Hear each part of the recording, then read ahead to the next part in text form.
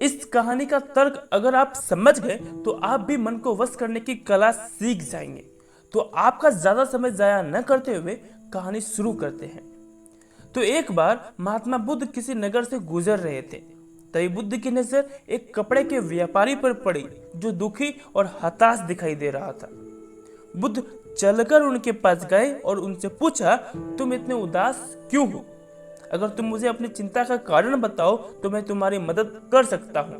कपड़े के व्यापारी ने बुद्ध को प्रणाम किया और उनको अंदर बुलाया।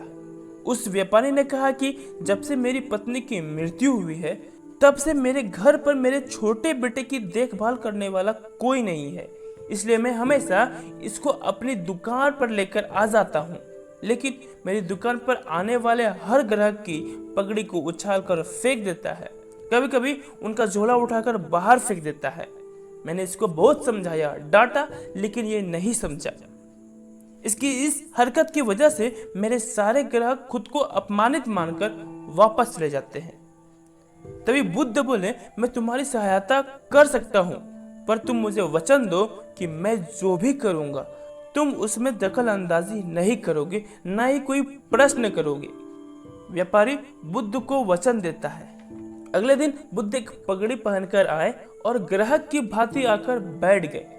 व्यापारी का बेटा आया और उसी तरह जिस तरह वो सारे की पगड़ी फेंक देता था, बुद्ध की पगड़ी को भी उछालकर फेंक दिया।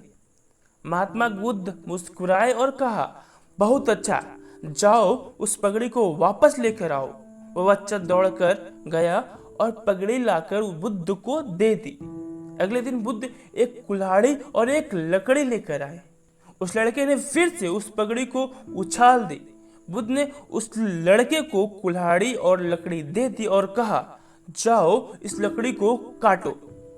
व्यापारी को थोड़ा सा डर लग रहा था कि कहीं उसको चोट न लग जाए, लेकिन उसको अपना वचन याद था। 7 दिन तक महात्मा बुद्ध कोई न कोई नया काम लेकर आते और उस लड़के से करवाते, और इस तरह से जल्दी ही वह लड़का भूल गया कि उसको किसी की पगड़ी उछालनी है।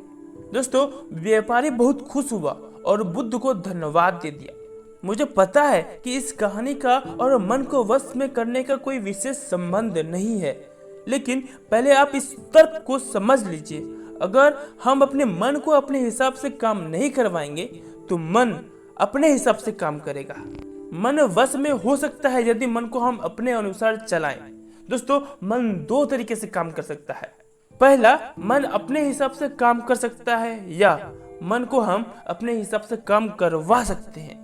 दोस्तों, बुद्ध से मिलने से पहले उस लड़के का मन और दिमाग अपने हिसाब से अनियमित रूप से काम कर रहा था, लेकिन बुद्ध ने उस लड़के को अपने अनुसार काम करवाया, जिससे उसकी आदत बदल गई और उसका मन कंट्रोल में हो गया।